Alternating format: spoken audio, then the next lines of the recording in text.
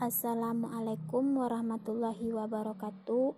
Sebelumnya perkenalkan, nama saya Yunita Mailavia dengan NIM 21016131 dari Prodi Pendidikan Bahasa dan Sastra Indonesia, Fakultas Bahasa dan Seni Universitas Negeri Padang, dengan mata kuliah Teori Pembelajaran Bahasa Indonesia, dosen pengampu Yulianti Rashid, SPD, MPD. Baiklah, pada kesempatan kali ini saya akan membahas materi mengenai metode pembelajaran bahasa yang dilatar belakangi oleh psikologi tradisional, behavioristik, kognitivistik, dan humanistik. Pertama, metode pembelajaran bahasa yang dilatar belakangi oleh psikologi tradisional. Yang dimaksud dengan psikologi tradisional adalah psikologi yang konsep-konsepnya tidak didasarkan atas penerapan metode ilmiah. Tokoh dan ide utama psikologi tradisional ada tiga. Yang pertama, Francis Bacon. Berkaitan dengan permasalahan pendidikan, Bacon menyatakan bahwa hendaknya mata pelajaran di sekolah disusun atas dasar observasi yang diteliti dan percobaan ke arah penyelidikan terhadap dunia nyata. Yang kedua, John Locke. Locke menyatakan bahwa pengetahuan merupakan alat atau dasar bagi manusia untuk menentukan dirinya sendiri serta sikap manusia terhadap agama. Yang ketiga, Jean-Jacques Rousseau. Menurut Rousseau, seluruh manusia pada dasarnya memiliki kodrat sebagai makhluk yang baik. Pembelajaran bahasa yang dilatar belakangi oleh psikologi tradisional terdiri atas dua metode. Yang pertama, metode tata bahasa terjemahan, dan yang kedua, metode langsung. Sejarah singkat metode tata bahasa terjemahan. Hingga abad ke-15, bahasa Latin merupakan bahasa yang paling banyak dipakai dalam pendidikan. Metode tata bahasa terjemahan tumbuh dan berkembang di kalangan pakar-pakar pembelajaran bahasa Jerman. Metode ini akhirnya juga berkembang di Amerika Serikat, dikenal dengan nama metode Prusia. Tata bahasa yang berkembang pada saat itu adalah tata bahasa beraliran linguistik tradisional.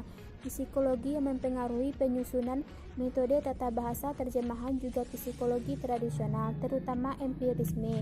Pengembangan pola interaksi belajar mengajar dalam penerapan metode tata bahasa jelas bersifat satu arah. Guru merupakan pusat pembelajaran, sedangkan siswa sebagai objek yang harus menempuh kegiatan belajar. Yang kedua, metode langsung. Sejarah singkat metode langsung. Metode alamiah mengacu kepada suatu pengembangan metode pembelajaran bahasa yang kemudian dikenal dengan nama metode langsung. Metode langsung dilandasi oleh prinsip pembelajaran bahasa yang dikemukakan Goun pada abad ke-19.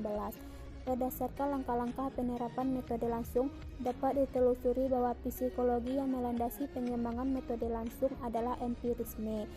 Pada tahun 1920 hingga 1930, para ahli linguistik terapan mengistimkan prinsip pengajaran bahasa yang pada mulanya dikembangkan oleh kelompok gerakan pembaharuan. Pengembangan pola interaksi belajar mengajar dalam penerapan metode langsung dikembangkan dengan cara teknik tanya jawab. 2. Metode pembelajaran bahasa yang dilatar belakangi oleh psikologi behavioristik. Psikologi behavioristik disebut juga psikologi behavioral, psikologi tingkah laku, atau psikologi stimulus dan respon. Tokoh dan ide utama psikologi behavioristik ada tiga. Yang pertama, Edward Lee Thorndike. Teori atau hukum yang dikemukakan Thorndike adalah hukum kesiapan, hukum latihan, dan hukum akibat. Yang kedua, Ivan Pavlov, terkenal dengan teorinya yang dinamakan classical conditioning. Yang ketiga, B.F. Skinner, terkenal dengan teorinya yang dinamakan operant conditioning dan mengemukakan konsep kontrol tingkah laku dan modifikasi tingkah laku. Pembelajaran bahasa yang dilatar belakangi oleh psikologi behavioristik terdiri atas dua metode. Yang pertama yaitu metode audiolingual. Sejarah singkat metode audiolingual. Memasuki fase Perang Dunia II, Amerika Serikat mengembangkan metode pembelajaran bahasa asing yang kemudian dikenal dengan nama metode audiolingual. Konsep tentang bahasa aliran linguistik struktural dikemukakan oleh William Moulton, seorang linguis dari Amerika Serikat. William Moulton mengungkapkan 5 konsep dasar tentang bahasa. Yang pertama, bahasa adalah ujaran. Yang kedua, bahasa merupakan seperangkat kebiasaan. Yang ketiga, ajarkan bahasa, bukan tentang bahasa. Yang keempat, bahasa adalah apa yang diucapkan oleh penutur asli. Yang kelima, struktur suatu bahasa berbeda dengan struktur bahasa lain. Metode audiolingual sangat dipengaruhi oleh psikologi behavioristik. Psikologi behavioristik memandang manusia sebagai organisme yang pasif. Rancang bangun metode. Tujuan pembelajaran. Menurut Huda, terdapat 2 tingkat tujuan pembelajaran, yaitu tujuan jangka pendek dan tujuan jangka panjang. Peranan pembelajar, guru, dan materi. Pembelajar atau siswa cenderung ditempatkan sebagai objek pembelajaran. Guru menduduki posisi sentral dalam proses pembelajaran. Guru juga berperan sebagai model utama penutur bahasa target. Pengembangan pola interaksi belajar mengajar dalam penerapan metode audiolingual dikembangkan dengan teknik tanya jawab dan penugasan. Interaksi guru siswa tidak satu arah. Metode Sugestopedia. Sejarah singkat metode Sugestopedia. Sugestopedia merupakan suatu metode yang dikembangkan oleh pakar psikologi dari Bulgaria, yaitu George Lozanov. Ciri-ciri yang paling mencolok dari Sugestopedia adalah dekorasi kelas, perabot kelas, penataan, dan penggunaan musik. Dalam Sugestopedia, Lozanov tidak membicarakan teori bahasa. Ia tidak begitu memperhatikan asumsi mengenai unsur-unsur bahasa serta organisasinya. Pemberian sugesti adalah jantung metode Sugestopedia. Untuk menguatkan pendapatnya, Lozanov mengutip pandangan Brankov bahwa komponen yang dapat dianggap sebagai tempat beroperasinya desugesti dan sugesti dan merupakan jalan masuk cadangan ada 6. Yang pertama, wibawa. Yang kedua, sifat kekanak-kanakan. Yang ketiga, sumber ganda. Yang keempat, intonasi. Yang kelima, irama. Yang keenam, konsep pseudo-pasif. Rancang bangun metode Sugestopedia. Tujuan untuk menyampaikan keterampilan berbicara dengan lebih baik dan lancar secara cepat. Tipe-tipe kegiatan pembelajaran dan pengajaran. Jenis kegiatan yang paling khas dalam penerapan metode Sugestopedia adalah kegiatan menyimak yang berkaitan dengan teks dan kosakata teks setiap unit. Peranan utama pengajar adalah menciptakan situasi-situasi yang merupakan wadah pembelajar untuk dapat disugesti dengan baik. 3. Metode pembelajaran bahasa yang dilatar belakangi oleh psikologi kognitivistik. Penganjur psikologi kognitivistik lebih mementingkan proses belajar daripada hasil belajar itu sendiri.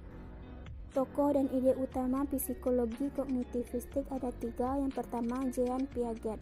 Menurut Piaget, proses belajar harus disesuaikan dengan tahap perkembangan kognitif yang dilalui individu atau siswa. Yang kedua, David Ausubel.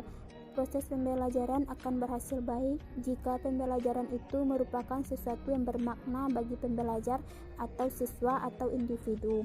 Yang ketiga, Jerome Bruner. Bruner mengusulkan teorinya yang disebut free discovery learning. Kritik terhadap teori kognitif.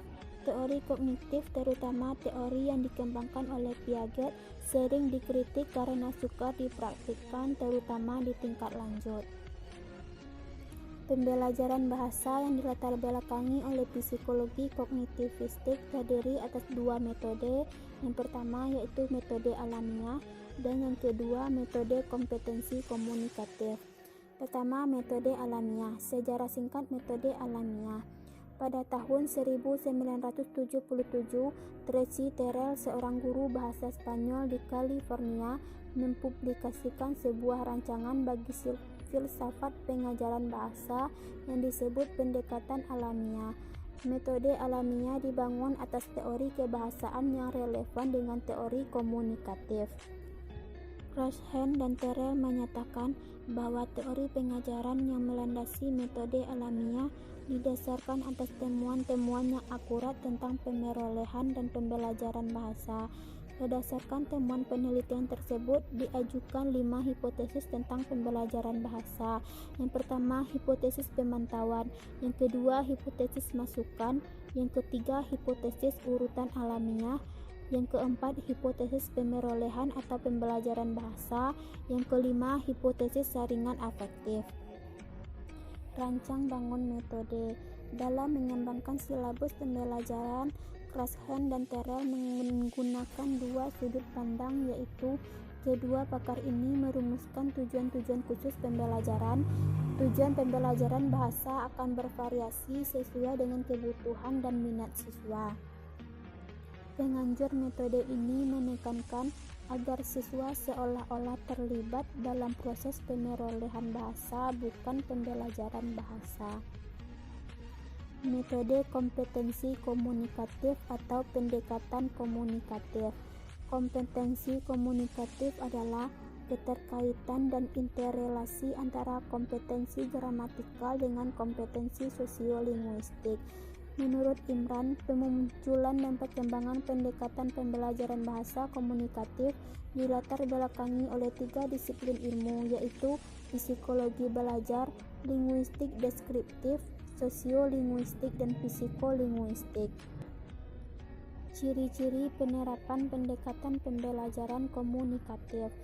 Brunfield dan Finocchiaro pada tahun 1983 mengemukakan ciri-ciri pendekatan komunikatif. Yang pertama, makna merupakan hal yang terpenting.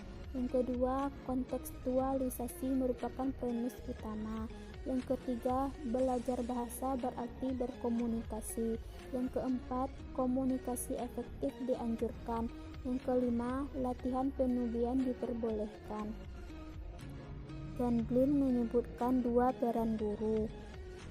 Pertama, pemberi kemudahan dalam proses komunikasi antara sesama partisipan dalam kelas, dan yang kedua, sebagai partisipan mandiri dalam kelompok belajar mengajar. Metodologi atau teknik pembelajaran bahasa berdasarkan pendekatan komunikatif. Henry Guntur Tarigan menyatakan bahwa materi pembelajaran bahasa hendaknya memungkinkan penerapan metode-metode yang relevan dengan tugas komunikasi. Metode-metode tersebut mencangkup metode permainan, bermain peran, simulasi, dan komunikasi pasangan. Peran materi pembelajaran. Ada 3 jenis materi yang perlu dipertimbangkan sebagai bahan pembelajaran. Yang pertama, materi yang berdasarkan teks. Kedua, materi yang berdasarkan tugas. Dan 3, materi yang berdasarkan bahan otentik. 4. Metode pembelajaran bahasa yang dilatar belakangi oleh psikologi humanistik. Bagi penganut teori psikologi humanistik, proses belajar harus berhulu dan bermuara pada manusia itu sendiri. Teori ini lebih tertarik pada ide belajar dalam bentuknya yang paling ideal. Sekian pembahasan materi pada kesempatan kali ini. Saya ucapkan terima kasih. Assalamualaikum warahmatullahi